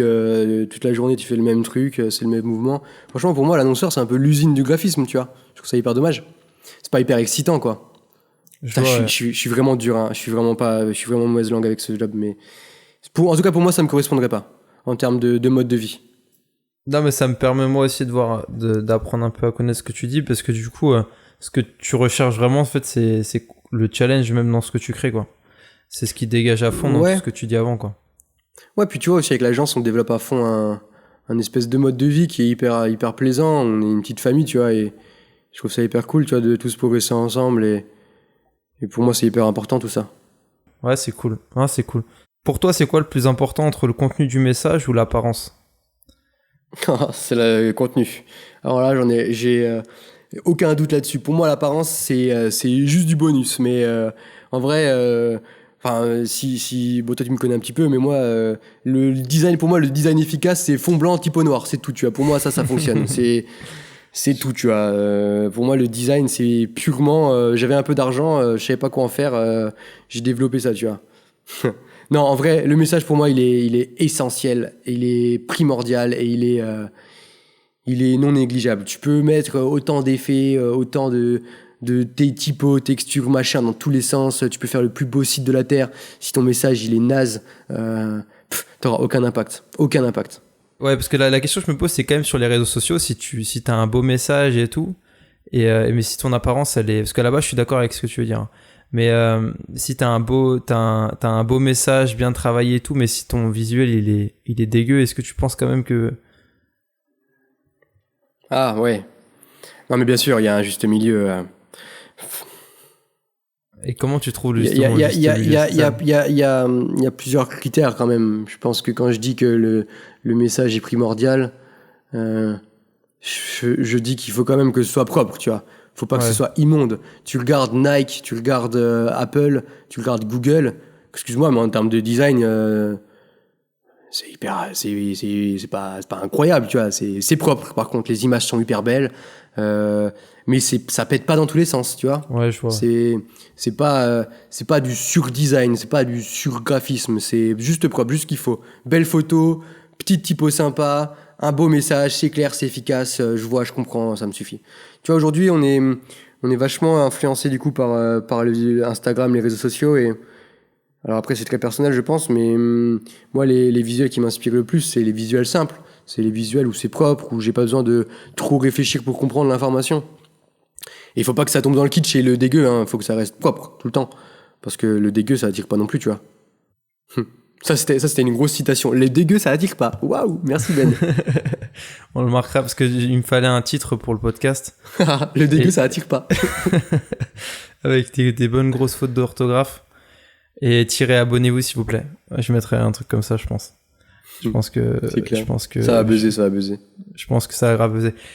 Mais dans cette lancée, en fait, est-ce que tu dirais que le fait de vouloir trop travailler premièrement sur le design, de faire des trucs super compliqués, du coup, ça cache un peu un message un peu faiblard derrière, quoi.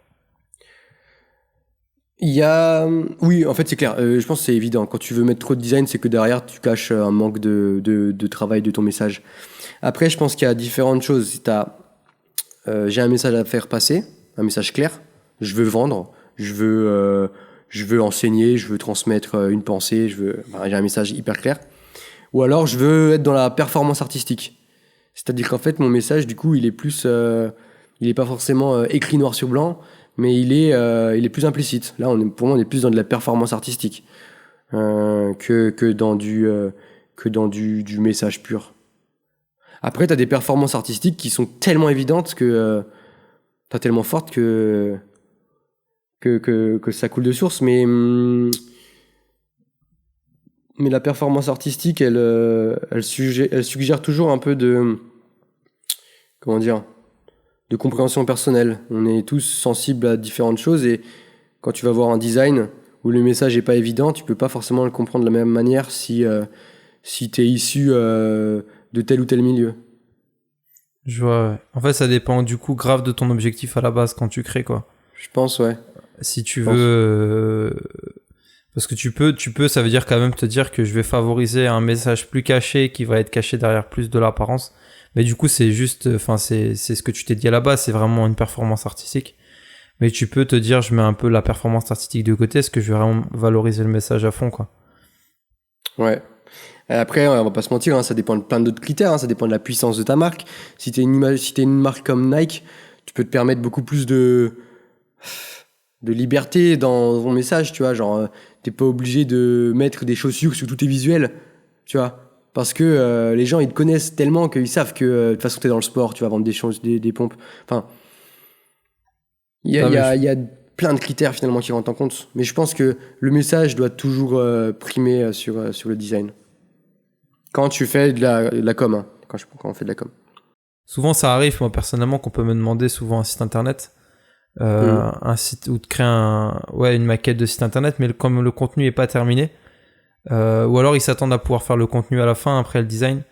Et comme tu dis, je pense que le plus important c'est de travailler le message, travailler même Bien le sûr. contenu, et après ajouter le design pour valoriser le message. Mais à la base, ouais, comme tu dis, je pense, moi je suis exactement de la même école pour dire que franchement, le design, le message c'est grave important, quoi. Puis tu vois, si tu magnifies trop ton message, tu vois, au final, et que ta promesse, finalement, elle est pas à la hauteur du visuel. En fait, tu mens un petit peu, finalement. T'as un mytho, tu vois, dans ce que tu fais. Si tu vends, je sais pas, une pomme, et que ta pomme, tu la photoshop à fond, tu vois, elle est hyper belle, lisse, parfaite, machin, et que tu vas l'acheter, et en fait, t'as une pomme un peu difforme, avec des petites taches, machin, droite à gauche, tu te fais arnaquer quelque part. Je trouve ça Hashtag pas... fast food. Hashtag fast food, hashtag fast food. Ouais, non, je dis ça parce qu'ils font tous ça, en fait, c'est pour ça.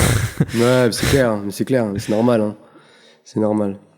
C'est plus vendeur, hein. C'est plus vendeur. quand tu développes un peu ton propre style, juste, je reviens sur un sujet parce que je me suis dit, il y a une question grave intéressante que j'ai pas fait, parce que quand tu développes ton propre style, tu me disais, tu t'inspires pas mal de ce que les autres font, etc. Est-ce que t'as pas le danger, et est-ce que tu peux l'éviter de copier, ou ou cette peur un peu de refaire la même chose que quelqu'un d'autre et tout? J'ai aucune pitié avec ça. Comment? J'ai aucune pitié avec ça. Je pompe des idées à longueur de journée. Je reproduis, j'essaye. J'ai aucune pitié parce que de toute façon, t'es obligé de passer par là. Je sais pas, j'imagine tous les plus grands peintres, les plus grands sculpteurs, les plus grands compositeurs. Il y a personne qui a créé quelque chose de nulle part. Il y a personne qui a inventé. Si Dieu, il a commencé sans pomper personne. Mais en créativité, on a tous des influences et c'est évident. Alors, tu vas essayer quand même de pas reproduire noir sur blanc le truc, mais t'es obligé. Si tu veux développer ton style, ta technique, t'es obligé de t'inspirer à fond, de reproduire un petit peu. J'ai aucun scrupule avec ça parce que tout le monde le fait.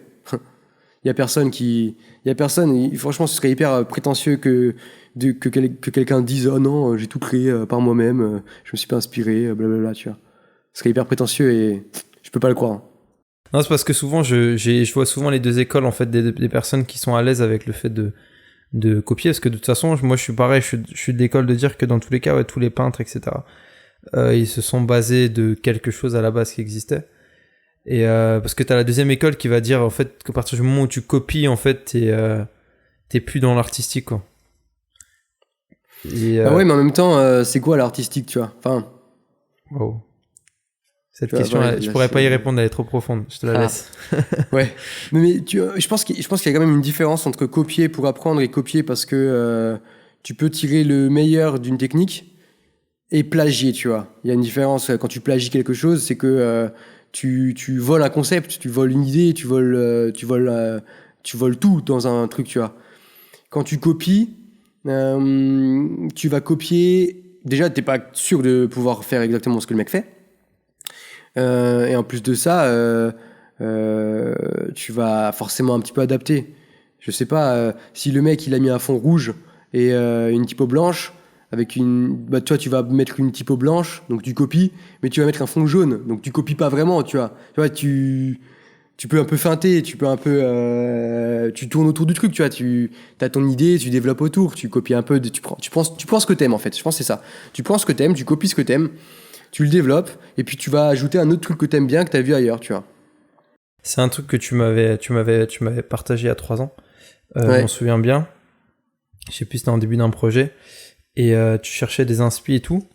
Et tu regardais des trucs. En fait, tu disais, en fait, là, par exemple, sur cette création, je vais prendre juste la technique qu'il a utilisée pour créer la typo, mais pas le reste, en fait. Et c'est vraiment ça, en fait. Genre, tu peux prendre vraiment moi, du coup, je le fais quasiment constamment maintenant. Mais reprendre juste un élément graphique ou une technique ou juste une technique ou juste un petit détail ou un petit élément graphique que tu vas juste prendre et mixer avec 10 autres différents et tu vas créer un truc que toi-même t'as même ta propre compréhension de la chose avec 10 autres compréhensions, quoi. C'est clair. Mais je vois Après, c'est grave, je suis grave Après c'est clair que si demain tu veux faire de la peinture et que tu repeins la Joconde à l'identique, ben oui. Là, on est sur du plagiat. Je pense même que et si tu la vends en plus de ça, je pense que là, légalement. Après, je sais pas. Même, je pense dans la musique, hein, c'est hyper fréquent, tu vois, d'entendre des sons et de dire ça me fait penser à ça. Et en fait, tu te rends compte que le mec, c'est pas mal inspiré là, pour le coup, un peu trop même. Moi, je suis pas contre le fait de copier. Je trouve ça bien. Ça fait grandir. C'est essentiel. Ouais, mais après, si tu fais la Joconde avec une moustache, tu vois, t'es plus trop dans le détournement. T'es dans le détournement. C'est sympa aussi. Ouais, ça peut être sympa aussi. Ouais, j'ai déjà vu cette création, en fait. C'est pour ça que ça ça passe bien aussi, ouais. Après, je pense, par contre, quand tu copies, faut rendre à César ce qu'il y a à César, tu vois. T'es pas obligé de te la péter. Parce que bon, n'oublie pas que tu t'es un peu inspiré quand même. Enfin, je pense qu'il faut rester humble dans tout ce que tu fais. Moi, je sais que souvent, quand je fais un peu de typo, je m'inspire à fond. Mais j'hésite pas en petit commentaire à dire merci à un tel de m'avoir inspiré, tu vois. Je le fais pas tout le temps parce que souvent, je suis pas tout le temps non plus en train de pomper, mais quand je sais que quand je copie un peu trop et que je le partage, je mentionne quand même la personne qui m'a inspiré. Par respect pour la personne. Parce que la personne, en fait, elle est susceptible de voir mon travail un jour, tu vois, et si je suis en mode, ah, c'est moi qui ai tout fait, je suis trop un ouf, regardez-moi, jetez-moi des fleurs, le mec, il va me prendre pour un guignol, tu vois. J'ai pas envie de ça. En tout cas, après, pour toi, parce que je sais qu'il y en a pas mal qui me disent souvent, genre, pas forcément des personnes qui veulent faire du graphisme, mais des personnes qui veulent toucher un peu ou juste faire une création pour un projet ou qui n'ont pas forcément les moyens de faire appel à un graphiste. Ouais. Et souvent, je vois le frein qui revient souvent, c'est les outils. Genre, les gens n'ont pas les logiciels. Pour ceux qui se demandent depuis tout à l'heure ce que c'est Photoshop, Illustrator et tout, c'est des logiciels. Hein. C'est possible qu'il y ait des personnes qui savent pas ce que c'est normal. Mais est-ce que tu penses que l'outil, c'est ce qui est le plus important ou pas dans ce que tu vas créer? Je dis ça pour quelqu'un qui a pas forcément les moyens de s'acheter forcément tout de suite les outils. Et moi j'ai un avis déjà dessus, mais je te pose la question.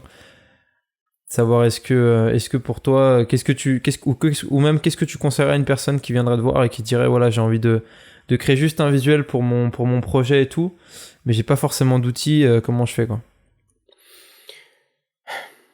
Alors, pour le créatif, pour moi, il a pas le choix. Tu t'achètes Photoshop, tu fais ce que tu veux, tu te débrouilles, mais tu le craques, tu te débrouilles, mais tu le chopes, tu vois. Aujourd'hui, la suite Adobe, tu l'as en abonnement pour pas très cher. T'es obligé, parce que dans le milieu, tout le monde l'utilise, tu vois. Et si tu veux professionnaliser un minimum, t'es obligé d'avoir ton Photoshop, t'as la suite Adobe, obligé.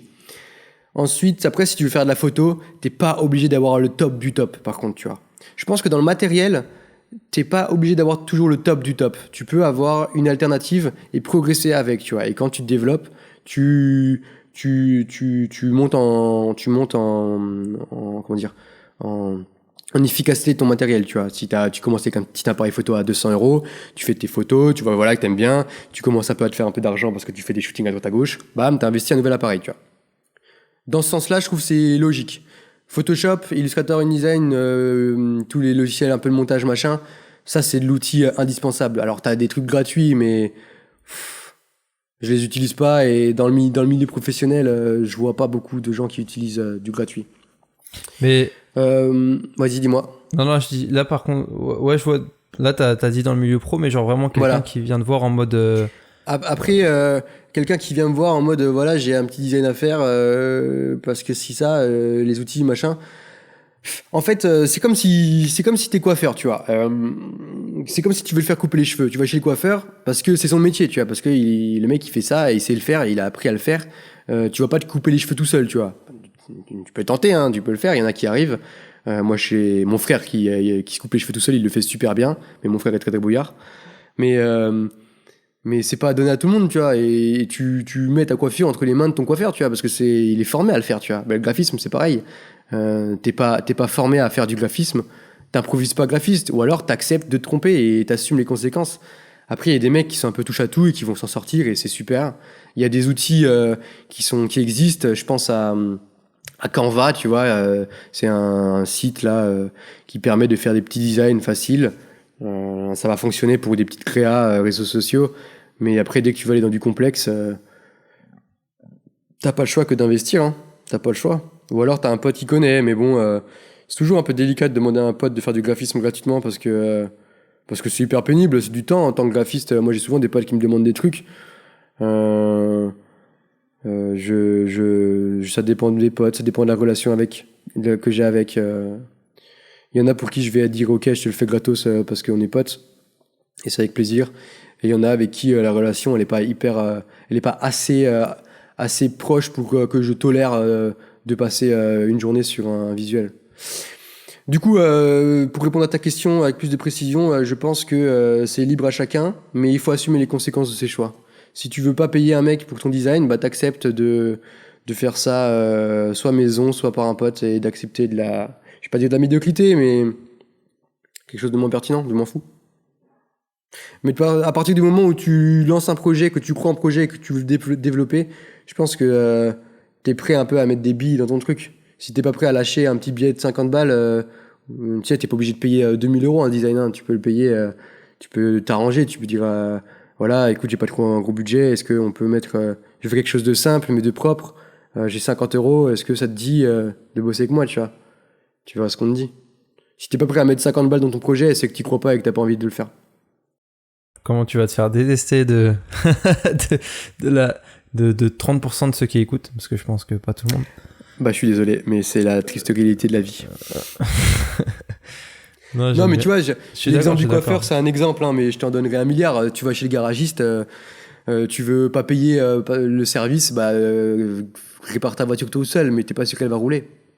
Pourtant, t'es prêt à payer le garagiste, t'es prêt à payer le coiffeur, t'es prêt à payer le boulanger, mais t'es pas prêt à payer un graphiste. C'est hyper injuste, finalement. De toute façon, comme tu dis, il y a forcément la notion d'investissement, parce qu'au pire des cas, si vraiment tu veux pas payer, mais dans tous les cas, tu seras obligé d'investir pour ne serait-ce que te former à fond pour faire quelque chose de bien, quoi. Sinon, comme tu dis, si t'investis ni du temps ni de l'argent, t'auras quelque chose de médiocre, quoi qu'il arrive, quoi.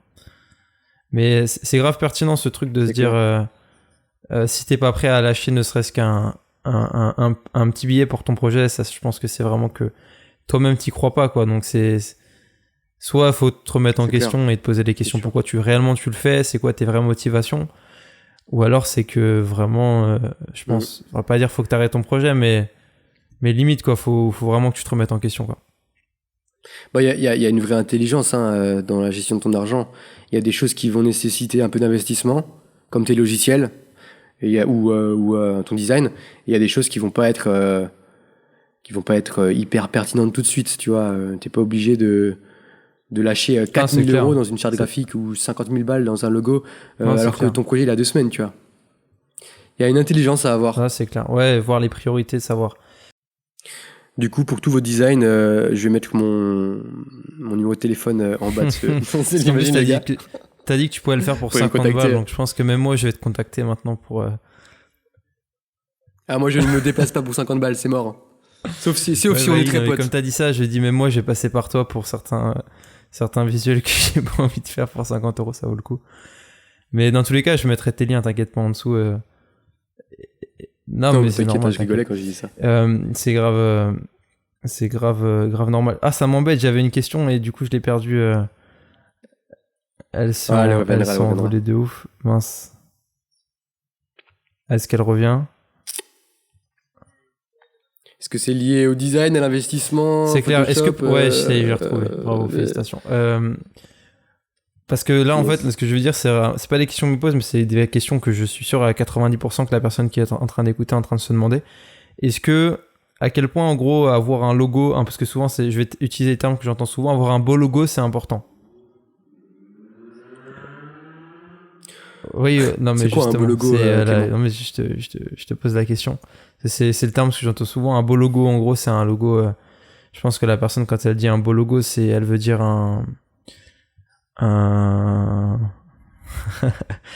très, très difficile à répondre à cette question. Mais un beau logo, je pense que ça veut dire un logo qui est moderne, qui est classe, qui claque, quoi, un truc qui est stylé, quoi. Moi, je pense que quand tu veux un logo trop moderne, tu prends le risque que dans 5 ans, il soit justement plus moderne. Pour moi, il y a des styles intemporels qui sont intemporels, quoi, qui vont exister. C'est une question hyper compliquée, le logo, parce que pour moi, le logo, c'est pas le truc essentiel, tu vois. Tu vois, genre, moi, j'ai un logo, mais je l'ai fait en 5 minutes, c'est juste mon nom, c'est BEN avec... Pardon, je tousse. Ouais, moi, mon logo, c'est juste mon nom écrit un peu à l'arrache, comme ça. Et ça me convient très bien, et ça fait le taf, et je l'aime beaucoup. Et il me correspond, tu vois. Je pense qu'un logo doit correspondre à la personne. Souvent, on a tendance parce qu'un logo, finalement, on le paye, et on a tendance à vouloir rentabiliser notre investissement et se dire, bah voilà, j'ai payé, parce que ça coûte cher, un logo, mine de rien, ça peut coûter très cher. Mais t'achètes pas juste un logo, t'achètes beaucoup plus que ça. T'achètes une identité, t'achètes des typos, des couleurs, des utilisations, des déclinaisons, machin. Le logo, finalement, il vient un peu compléter tout ça, et il vient un petit peu rassembler le tout. Mais le logo, il doit pas tout témoigner. Et en fait, c'est ça le problème que je vois souvent. c'est que les gens, ils veulent un logo qui raconte 1 milliard de choses. Avant, on parlait des églises. Les églises, ils veulent mettre une croix, une colombe, le torrent de vie, fleuve machin, une église. En plus, on est sur Strasbourg, donc du coup, la localité de Strasbourg. Bref, t'as 50 messages dans un petit logo, tu vois. Finalement, ton logo, en fait, c'est plus un logo, c'est une affiche, tu vois. C'est beaucoup trop... Ça part dans tous les sens, c'est trop compliqué. Personne ne retient ça, tu vois. Personne. C'est impossible. Pourquoi est-ce que Nike, tout le monde le connaît, et pourquoi est-ce que le logo de... je sais pas, j'ai pas envie de clasher un truc, mais... Le logo de votre église, il est pas connu. Parce qu'en fait, peut-être que le logo de votre église est trop compliqué. Je dis pas qu'il y a que ça, hein, pas du tout. Je pense qu'un bon logo, c'est un logo simple. C'est un logo qui transmet une valeur. Et c'est intéressant, ouais. Une valeur. Voilà. Et ça, c'est en plus, c'est lié avec le fait tu privilégies le message avant. Si tu travailles bien ton message, t'as pas besoin d'avoir un logo qui lui-même est un message de 50 phrases et qui demande un document de 5 PDF de 30 pages pour expliquer la signification du logo. C'est clair. Après, tu vois, il y a des logos très complexes qui finalement sont hyper stylés et qui fonctionnent à fond. Je pense au logo Starbucks. Il est pas ultra complexe, mais il est quand même assez précis, assez détaillé. Mais en fait, il répond aussi à une culture, tu vois, le côté un petit peu, je sais pas comment expliquer ça, mais illustration, un peu gravure. Ça fait un peu, grec, ça fait un peu mythologie. Ouais, mais t'as un côté vachement vintage, vachement hipster. Enfin, bon, après, il y a aussi les couleurs, puis il y a aussi la puissance de la marque qui fait qu'aujourd'hui, Starbucks, ils ont créé un mouvement grâce à leur logo. Mais pas tout le monde n'est pas Starbucks. Voilà. Je pense qu'un bon logo, c'est un logo simple, un logo qui est compréhensible, qui est clair, qui veut pas non plus trop en dire, et en même temps qui dit pas rien, qui est bien fait, qui est moderne, c'est pas le terme que j'utiliserais, mais qui est cohérent avec un écosystème, un écosystème graphique. Avec l'identité. Donc tu conseillerais à quelqu'un qui lance un projet, on va dire, parce que là c'est plus à la cible, de privilégier vraiment, surtout encore plus au début et même après dans tous les cas, mais privilégier un truc simple, vraiment simple, qui transmet le message, un message, une valeur, et pas se prendre la tête au début, du moins. De toute façon, moi je pense que s'il y a, dans tous les cas, même après, faire un logo trop compliqué. Ouais. Si je pense, moi, au début d'un projet, quand tu lances ton projet, après je pense que tout le monde n'est pas d'accord avec moi, mais je serais d'ailleurs curieux de savoir s'il y a des retours parmi les créatifs qui écoutent ou même ou les personnes qui connaissent un peu. Pour moi, un des trucs essentiels avant même le logo, c'est la photo en fait. La photo, elle va faire 90% du travail. T'as une photo qui tue, tu peux te permettre d'avoir un logo moins ouf ou une typo moins ouf. Alors ça va te perdre toujours, mais si t'as une belle photo, tu peux rarement te planter en design, quoi. Enfin, pour moi,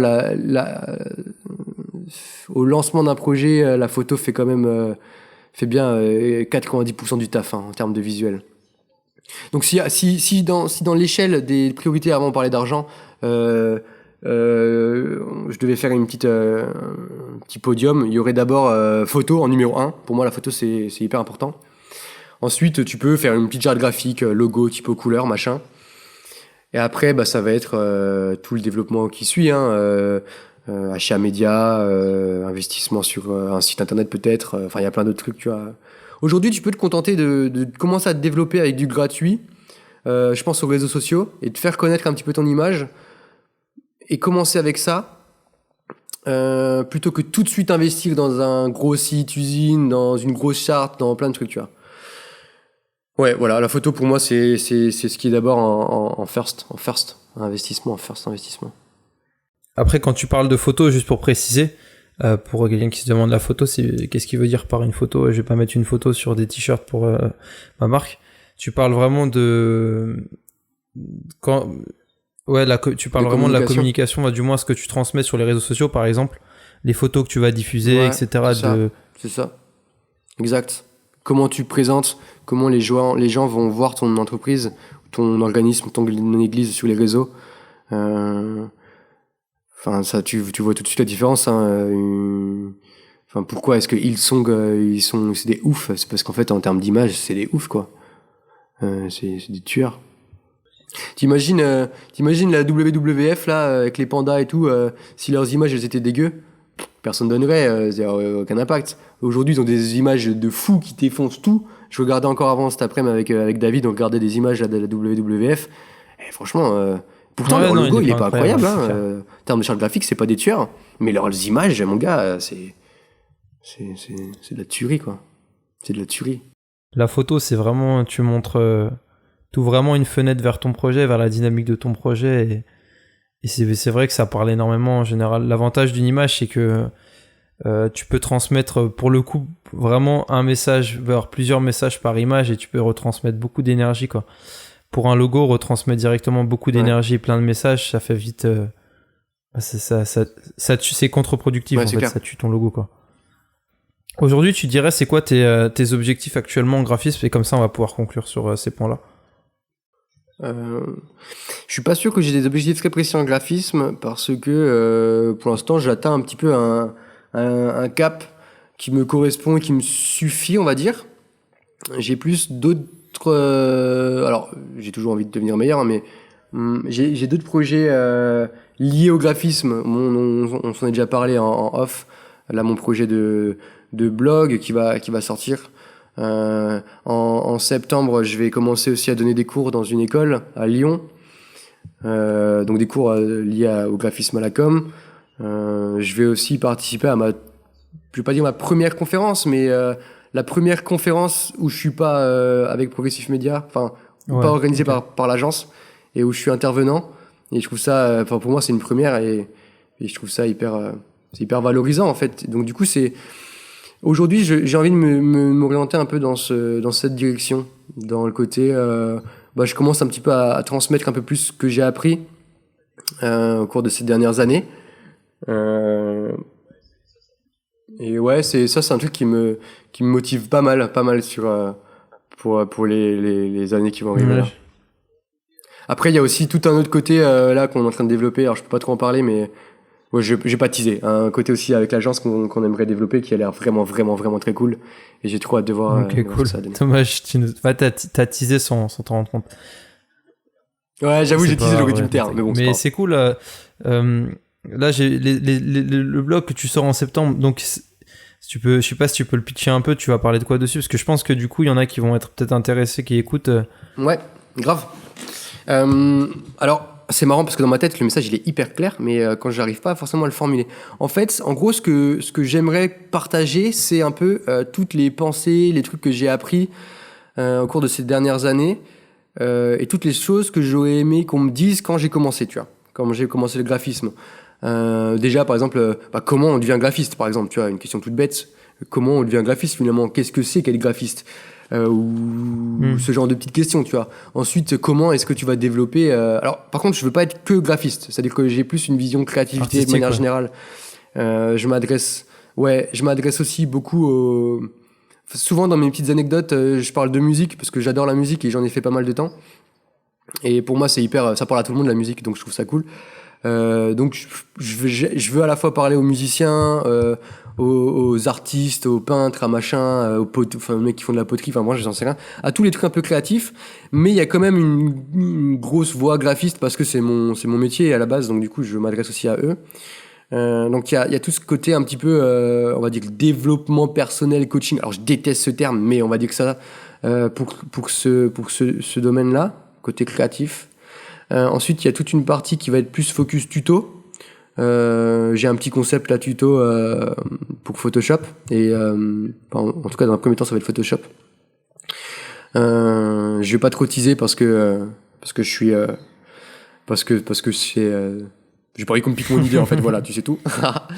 et voilà, je veux que les gens s'ils le découvrent, en tout cas ça va être hyper cool. Il y a ça, j'ai aussi envie d'un peu de développer le côté interview. Alors je sais que là c'est ton credo, mais j'ai aussi envie d'aller dans ce domaine-là. C'est mais pas plus que le mien, t'inquiète. Hein. pas forcément en mode podcast, tu vois. Mais en fait je suis hyper friand même de mecs comme toi, tu vois, qui développent des trucs. Toi tu serais typiquement le genre de personne que je pourrais un jour aussi interviewer, tu vois. Et ça c'est le genre de choses que j'aimerais faire.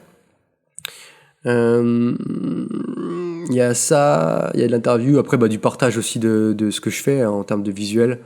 Voilà, donc un petit peu mon projet de blog là qui va sortir en septembre si je m'active encore, parce que bon, faut se lancer, hein, faut montrer son travail et ça c'est dur. C'est ce que je me disais quand tu parlais, je me suis dit au moins, c'est l'application de ce que tu m'as dit tout à l'heure en mode...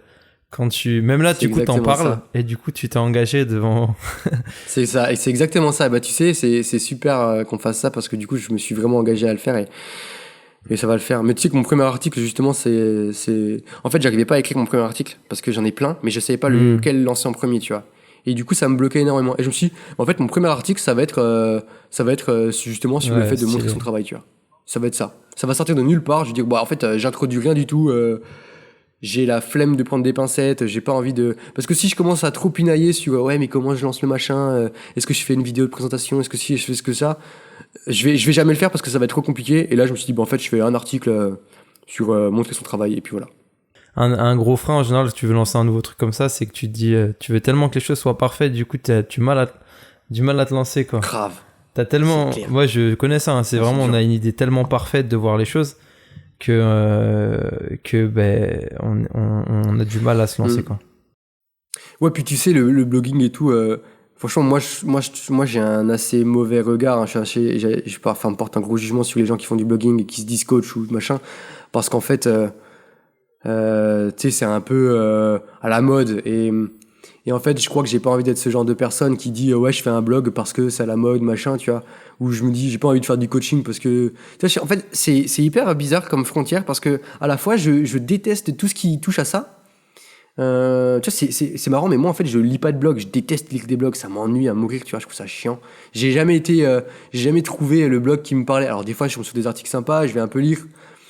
Mais j'ai jamais été friand de ça. Pareil, le coaching et tout, j'ai un peu de mal, tu vois, genre, ça me parle pas. Mais je sais pas pourquoi j'ai envie de faire ça. Je me dis que, peut-être qu'en fait, si personne n'a jamais réussi à me parler, bah, peut-être que, c'est parce que, personne n'a fait, le truc que je voulais qu'on fasse, tu vois. Alors, peut-être que je vais parler aux mecs comme moi, et ce serait cool, tu vois. J'espère qu'on est nombreux. Comme ça, je ferai plein de thunes. il a sorti le dos. On parlait de motivation tout à l'heure, ça y est, c'est ça. C'est sorti. Alors, je plaisante, en plus, j'aurais quasiment de toute façon, c'est chaud en plus au début de vivre du contenu. Après, si, tu peux développer derrière, faire du présentiel, faire... Bah, c'est ça, en fait. C'est obligé que derrière, il y ait un côté, t'investis pour faire un peu d'argent après, derrière. Mais je veux donner gratuitement et je veux que après, je veux faire de l'argent ailleurs, autrement. Enfin, je veux que ça découle, mais pas directement. Ouais, je veux pas exploiter. C'est pas ta motivation. Je veux pas vendre quand tu le fais à la base, quoi. Non. Puis tu sais, j'ai vu trop de mecs qui te vendent des trucs, par exemple des tutos ou des trucs comme ça, et en fait quand tu découvres le machin, tu te dis putain, mais en fait je me suis fait avoir. J'apprends rien, c'est beaucoup de blabla et j'étais trop dégoûté, ça m'a pas du tout motivé. Et moi je veux pas ça, tu vois. Moi je veux donner et je veux qu'après les gens qui me contactent et qui veulent vraiment aller plus loin avec moi, bah là d'accord, là on parlera peut-être argent, tu vois, parce que c'est normal aussi. Mais en tout cas, je veux pas avoir l'impression d'arnaquer des gens, tu vois. Bah écoute, c'est cool, mais en tout cas, pour ceux qui écoutent et qui veulent, du coup, si je fais un résumé, développer vraiment leur côté artistique, que ça soit en musique, photo, même graphisme, parce que c'est ça, et qui veulent en savoir un peu plus sur Ben et tout. Parce que là, on a vu des petites brides de chaque thème, on n'a pas non plus rentré dans les détails de fou, donc je vous invite vraiment à aller checker son... Bah déjà, à le suivre sur Instagram, je vais mettre tous les liens dans la description. Et puis, à suivre quand il va sortir normalement en septembre, donc soyez prêts pour septembre à pouvoir trouver le blog avec ce fameux article qui va certainement plus rentrer dans les détails que ce qu'on a vu sur montrer son travail et tout ça. Et donc voilà, je t'ai reteasé derrière. Yes. Merci beaucoup Clément, c'est trop cool d'avoir pu un peu échanger avec toi. Ouais grave, on a fait une pierre deux coups, genre on a mélangé en même temps reprendre des nouvelles et faire une interview. C'est clair. Non mais c'est cool, je suis trop content. Je suis trop content de voir que tu développes aussi ton petit business, tu vois, et que tu trouves du plaisir à faire ce que tu fais. Ouais, c'est hyper important. C'est drôle, hein, parce que c'est vrai que depuis 3 ans, ça est bien. Quand je suis arrivé à Progressive Media, ouais, j'étais je le suis toujours en fait, hein, mais un bébé dans vraiment tout quoi. Et donc ouais, c'est cool. Franchement, de pouvoir rééchanger sur ça, tout ce que tu m'as partagé aussi au niveau graphisme, pour moi c'était grave important de pouvoir le repartager aussi aux autres. Parce que c'est ce qui m'a grave drivé aussi pendant 3 ans et qui m'a bien fait progresser dans le graphisme, mais pas que, tu vois, donc c'est vraiment intéressant, quoi. Trop bien. Et du coup, c'est quoi un petit peu... si tu veux, je coupe l'enregistrement comme ça. Ouais, bah attends, on va juste conclure. Non, mais c'est pas grave, pardon, c'est drôle. Salut à tous. conclue. Bah écoute, merci à tous d'avoir écouté le podcast. Et puis merci Ben encore. Merci Clément pour Ciao. ton invitation, c'était super cool.